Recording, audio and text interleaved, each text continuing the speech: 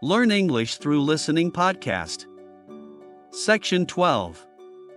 Part of a lecture about hotels and tourist industry.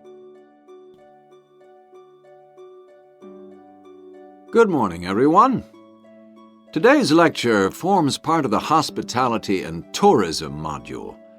Last week, I looked at the economy end of the hotel business.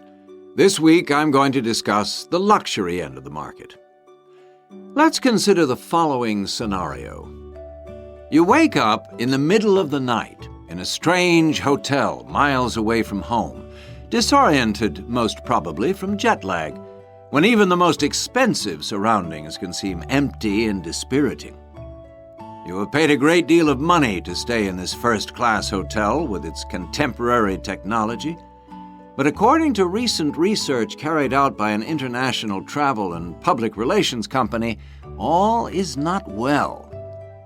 The research suggests that even the most opulent, luxurious hotels seem to have underestimated the most basic needs of their customers, be they traveling for work or pleasure. The need to feel at home in surroundings which are both familiar and inviting. Do these findings, however, apply only to hotels situated in particular areas? Is it possible that the external environment can affect a guest's well-being? The company's research covered a whole range of different hotel types, both independent hotels and those which are part of large chains.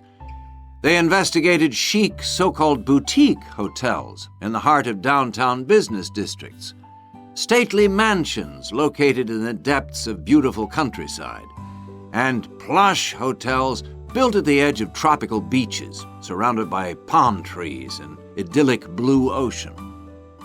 And the research concluded that what was outside the hotel building simply didn't matter. This is a fascinating revelation, and those of you hoping to move into careers in the travel and leisure industry would be well advised to look at the findings in more detail. But back to the main point of this lecture, the need to feel at home. What can the hotel industry do about it? And is the very idea so subjective that it's impossible to do anything about it on a global basis? However, nothing stands still in this world. One company has come up with the slogan, "Take your home with you," and aims to provide clients with luxury serviced apartments. Those in the business travel industry maintain that these serviced apartments dispense with all the unwanted and expensive hotel services that business travelers don't want, while maximizing the facilities they do want. For example, not only sleeping and living accommodation, but also a sleek modern kitchen that allows guests to cook and entertain if they wish, at no additional cost.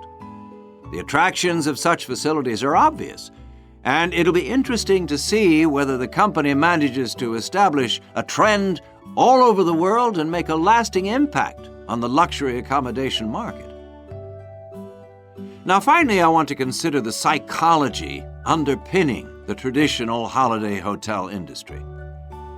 As a hotelier, how do you go about attracting people to give up the security of their own home and entrust themselves to staying in a completely strange place and sleeping in an unfamiliar bed? Firstly, hotels exploit people's need to escape the predictability of their everyday lives. For a few days, people can pretend they are free of responsibilities and can indulge themselves. Secondly, there is something very powerful in our need to be pampered and looked after. It's almost as if we returned to being a baby when everything was done for us and we felt safe and secure.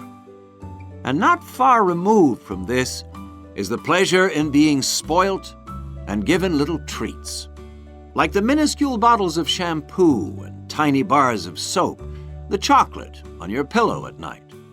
And we actually forget that we are paying for it all.